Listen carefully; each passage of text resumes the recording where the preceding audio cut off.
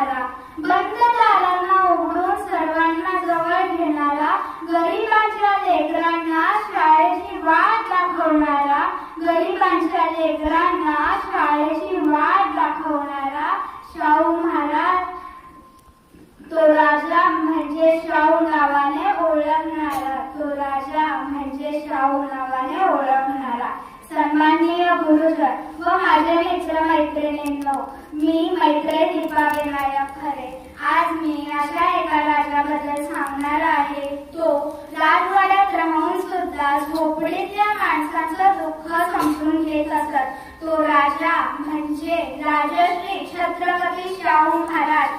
पुस्तक हाती देऊन हातात बळ दिले त्यांनी, पुस्तक हाती देऊन हातात बळ दिले त्यांनी, अक्षरांची ओळख करून जग जिंकायला शिकवले त्यांनी, अक्षरांची ओळख करून जग जिंकायला शिकवले त्यांनी.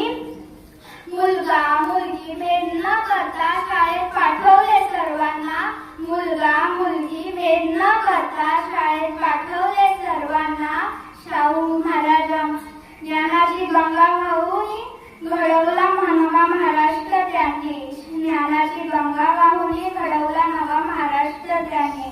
शाहू महाराजांना माहित होतं की जो पण माणूस शिकेल तो कोणालाच घाबरणार नाही. म्हणून 1917 साली शाहू महाराजांनी नियम केला की मुलांनी व मुलींनी दोघांनी शाळेत जायचं आणि ते पण मोफत. कारण त्यांना माहित होतं जो शिक्षण घेतलेला माणूस स्वतःच्या पायावर उभा राहू शकतो.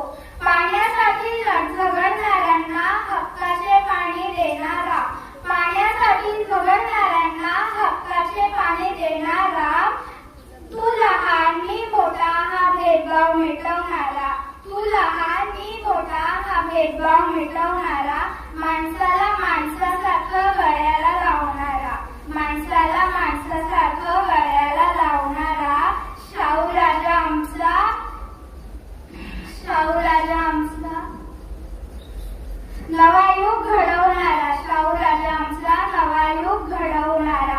पूर्वीच्या काळी काही लोकांना विहिरीवर पाणी भरू देत नसत, म्हणून शाहू राजांनी त्यांच्या राजवाड्यातील पाण्याची टाकी त्या लोकांसाठी उघडली व ते म्हणाले, आपण सगळे देवाने बनवलेली एक सारखं माणसं, मग भेदभाव का?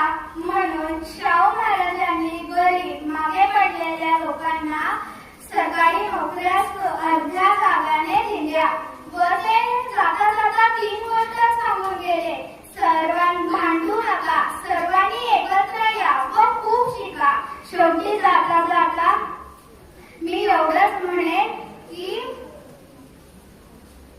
शेवटी जाता जाता मी